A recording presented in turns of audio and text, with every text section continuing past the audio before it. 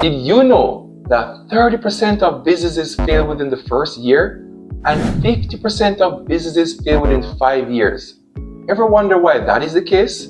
Well, in this video, we're going to be talking about 11 things you absolutely should know why businesses fail. The name is Duran Roper, over half a decade of experience in business development, investment, and personal development. On this channel, I'll be sharing the things that I've learned. Let's get into it. Number 1, ignoring customer needs and feedback. Now, I would want to think that the customers are the lifeline of any business. If you don't have customers, there's no business, there's no money, there's no cash flow. And so customers are very important. And we should be listening to feedback, because if we're not listening to their feedback, then they're going to go somewhere else. The purpose of the business is to solve customer needs.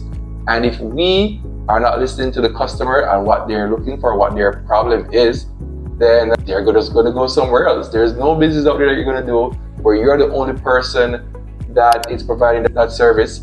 And so that it's important that you're listening to your customer needs, what they're saying, and making adjustment to your service or product, right? Number 2, not having a competitive advantage with your product or service. Now, there are products or services out there that are commodity, where they are entrenched brands, they've been around for many years, and the truth is that because of their brand, they can be a commodity. But if you are starting out and you're having a new business and you're competing against well-established brands, you don't want to be a commodity, where when somebody takes your product or service and they compare it to another one, the only differentiation is price, right? You don't want to be such a commodity. You want to have differentiation, and even if that differentiation comes at you having premium price or higher prices, that is actually better, because you will attract better clients or customers. You'll be making more, your profit margin will be more, and that's a healthy profit margin is good for any business, right? So you always want to ensure that your business has some kind of a competitive advantage. Number 3, not knowing the numbers for your business, especially owner-operators.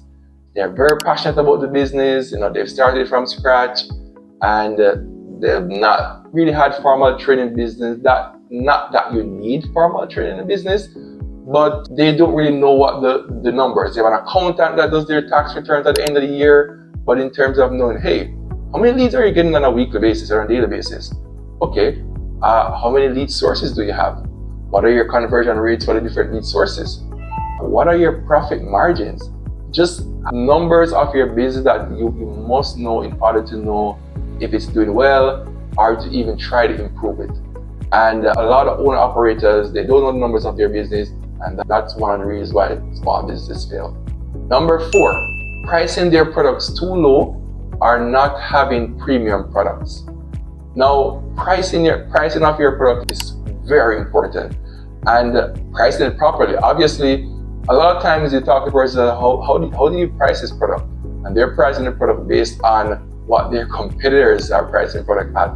And so this person is watching this person, and everybody's watching each other about pricing, and it's a race to the bottom. And you never want to be in a situation where you're pricing your product, just dropping the prices based on what your competitors are doing. You don't know, how they're able to do that, and it's just not a healthy strategy. Another thing is that you want to have premium products. No matter if your core product is, moderate price, you'll be surprised if you have a premium product that is adding a lot of value. You'll be surprised as to how many persons will actually purchase that, and how much more profit you will actually make by having a premium product. So, not pricing the product properly. Neglecting proper sales and marketing. Now, this is the big one, right? If you're looking to grow your customer base, you gotta be marketing. You gotta be marketing different channels, getting leads from different sources. A lot of business owners don't focus on that. They're focusing on, or they're relying on your existing customers, repeat business, and that's great, that's awesome. But you're not going to grow and increase your revenue if you're not looking to acquire new customers, new leads, and that's where marketing is very important to help you to garner or acquire new leads. And also having a great sales team. You can have a great marketing team, And if you don't have good closers on your team, people who know how to talk to customers and close the deal, that's going to be a problem. And that's one reason why small business owners fail. Number 6, poor cash management and just poor planning overall. Again, a lot of owner operators, they're not planning properly. They're not planning for the year. They're just thinking about next week, next month. As the adage says, if you fail to plan, then you're going to plan to fail. So you want to have proper planning. And what proper planning is, not even the finances alone, but if you have proper planning where you're planning months in advance, years in advance, what that will do, short-term goals, long-term goals, medium-term goals, what's going to happen there is that it will force you to be able to manage your cash flow better, because planning will help you to know, how your money is going to be allocated. Good? Number 7, not having the right business structure. Now, this is going to be very different for type of business, size of business, the revenue that you're doing. But it's very important, and you have to know based on where your business is at, and you can do research on this, see what type of structure does a business my size in this industry should have, and persons who are doing really well, what kind of structure they're having. But it's definitely something that you want to look into and ensure that you have the right business structure. Number 8, having poor staff delegation. Now again, I feel like I'm bagging on the owner operators, but there's a lot of times where they have this mindset, if I want it to get done, I have to do it, or just want it to be jack of all trades and do everything in the business. All right, you don't want to do it. You want to be able to have good staff that you can delegate things to, they get it done, right? And your business can operate without, and not grind to a screeching halt if you're not there. Good? Number 9, not having the right team. And I guess, my previous one and this one, goes together. But not having the right team is, because if you think about it, a business is like a sport. I've spoken to persons who tell me that, in the company we're a family. Right? I don't know about that, right? I think a business is a sports team.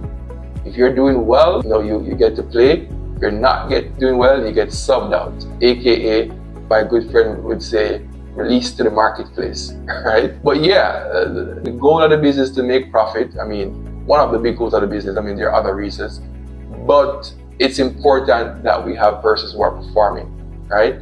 And just like a sports team, what will always happen? The better team will pretty much win most of the times, right? And so just in business, there's competition, the better team will win. And so you definitely want to place emphasis on having the right team as a business. And so not having the right team is one reason why small business owners fail as well, or small business fail. Number 10, lack of proper systems and procedures. Now this is a big one. And again, I think I've hinted at it. Right? Somebody comes to the company that's new, or a person leaves, and the systems and procedures are what to do. Nobody knows except the owner of the business, and that shouldn't happen. You should have documentations as to what the processes are. And when somebody new comes in, when you recruit new talent, they should be able to go through documents and see the procedures and update and make it better as time goes by. Not everybody calling your phone all the time to say, oh, this is done. That's not what you want. So putting emphasis on procedures and systems.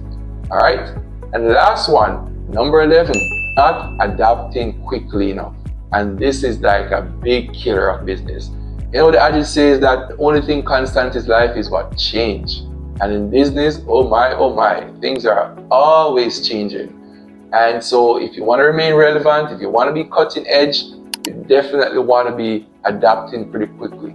Look into your industry, attend events, know what's going on, and be able to adapt pretty quickly. If you look at some of the big companies, what they call the MAGAF, they're talking about Microsoft, the Apple, Amazon. These guys reinvent themselves all the time. They get into industries that you thought like, why are they doing this, right? Why? Because they're adapting. You're looking at you're looking far out in the future, seeing what's happening and what the marketplace demands, and they're making adjustments, right? And as a business owner, you want to be doing that as well. All right. So that was it, guys. 11 things you absolutely should know why small business fail. I hope that was valuable to you. If it was, go ahead and subscribe to the channel, and also share this with some small business owner that you know that you think it would be useful to. All right, for now, it's Duran Roper. Peace out.